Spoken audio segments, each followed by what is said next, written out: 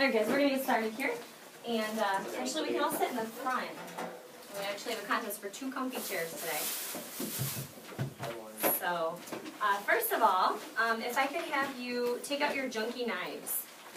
Wish I had one, but a pallet that kind of don't let me I see. think I already found a winner. Away. Mine was confiscated on the entrance. Oh, actually I forgot to put this in the refrigerator. I'll do that right now. You guys want to take out your junky knives? I couldn't find anything junky about that. Yeah, I could. Really? Okay, I think we have a winner. Even though it probably would have been a winner anyway, because it's pretty junky. Yeah, hey now. Don't be picking. I just moved so I don't have anything old.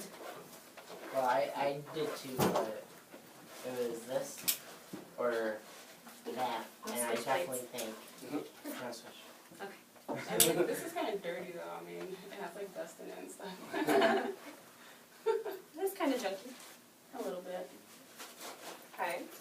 Yeah, I think I found the winner. So, what kind of steel do you guys think this is? I know. What kind of steel do you think that is? Carbon? Definitely carbon steel. Why is that?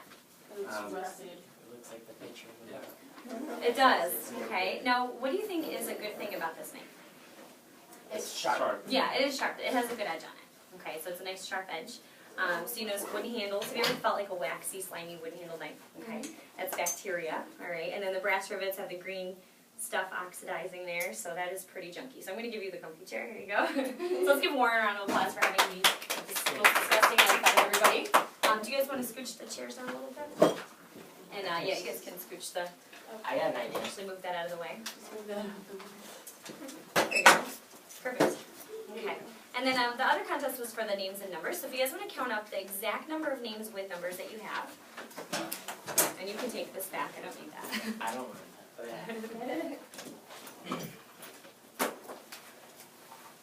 Now, did anybody else use 411? Okay. How many people did you find on there now?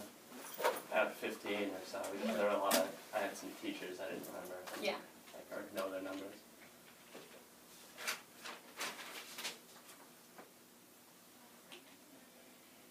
You know the exact number? We already have a comfy chair. So.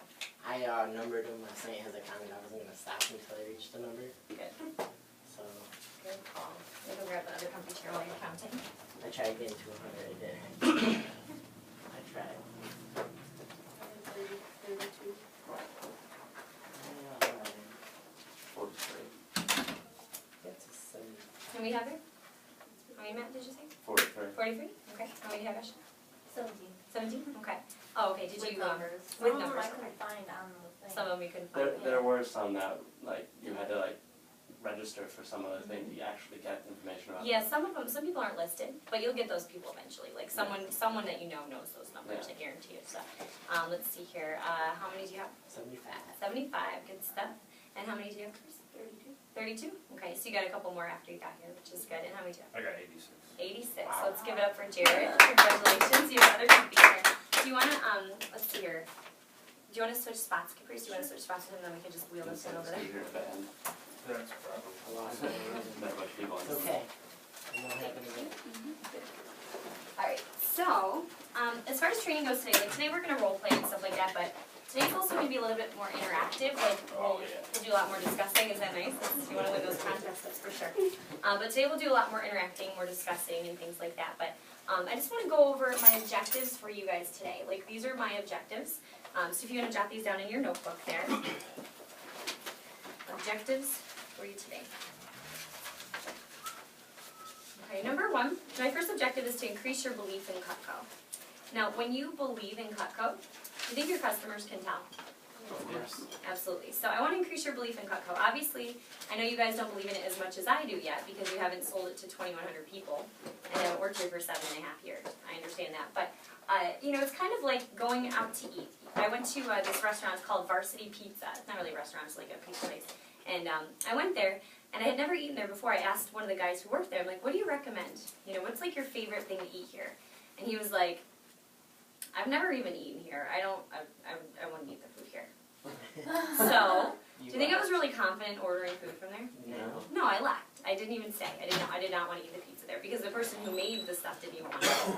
So, I've also been to places like Little Venice, which is in downtown Binghamton. The first time I went there, I asked the waiter, I'm like, so what do you recommend? What's really good here? And he goes, Oh my gosh, today they're making chicken parm, so I have to stay away from the kitchen because I start drooling. I love the chicken parm, it's awesome.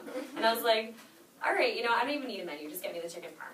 Okay, because he was that excited about it, and if someone believes in something that much, I'm gonna be a lot more You excited. weren't worried about them drooling on your food? Yeah, I guess that would have been a problem. But, so the biggest thing is you want to be that excited about Cutco, and when you really believe that people benefit from owning it, people can see that, and it's easier to sell it. You don't even have to be pushy if you just believe in the product. And do you think there are people out there who sell something they don't believe in?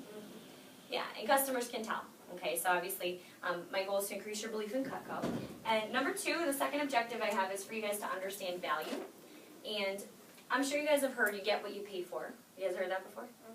Alright, so usually cheap stuff isn't that good and good stuff isn't cheap. Okay, has anyone here ever bought something that was cheap and then later you realized why it was so cheap? Yes. Yeah. Any examples of anything like that? I went out and bought it's called the Ribbon. It's the yellow and the red and the white cord, and it hooks into an iPod. Mhm. It was $1, and it was on post, so I thought it was good quality. I just thought it was cheap.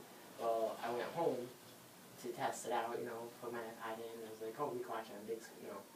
Didn't work out so well. It doesn't work Okay. at all. Yeah, I had that happen when I went to Ireland. I forgot my headphones, and going for a 9-hour plane ride without headphones for me is like not gonna work out. So I stopped at a gas station, and there happened to be headphones for $2. I was like, awesome, all right, and they broke on the plane.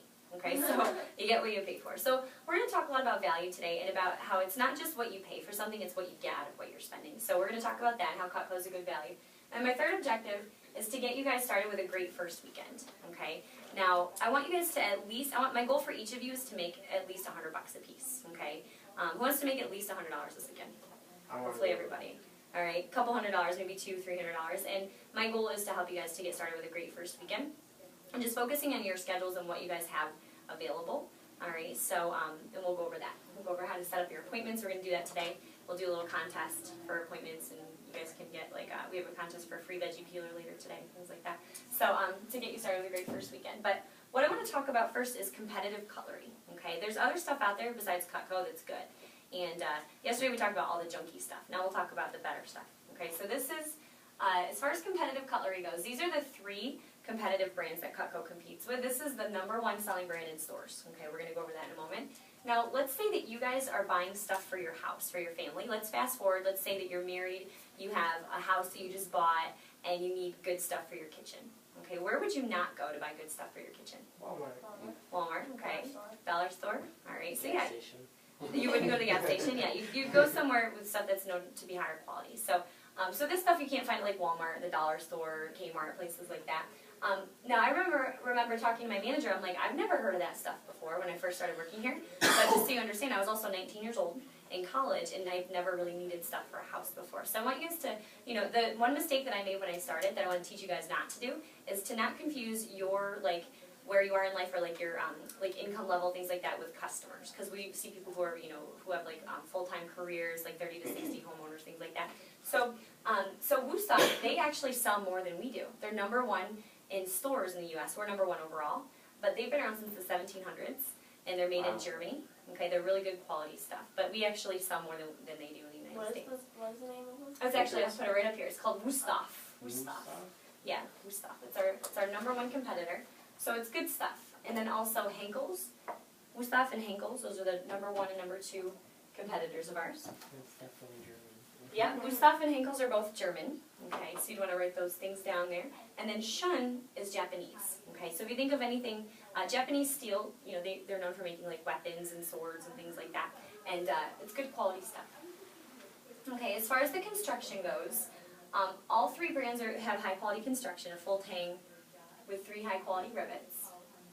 Okay, so why is it good to have a full tang? Do you guys remember from history? It's more Won't break as easily. Yeah, they're not going to break as easily. It's more balanced. It's not going to fall apart. Now their handles. Okay, so they don't use the cheap wood or plastic. Their handles, they're not quite the same as thermoresin, but polypropylene, just so you know, that's a tough plastic. It's actually what we make our cutting boards out of. Okay, so this is polypropylene. All right, so polypropylene it's pretty tough plastic. We use it for our cutting boards. Polypropylene and then laminated wood.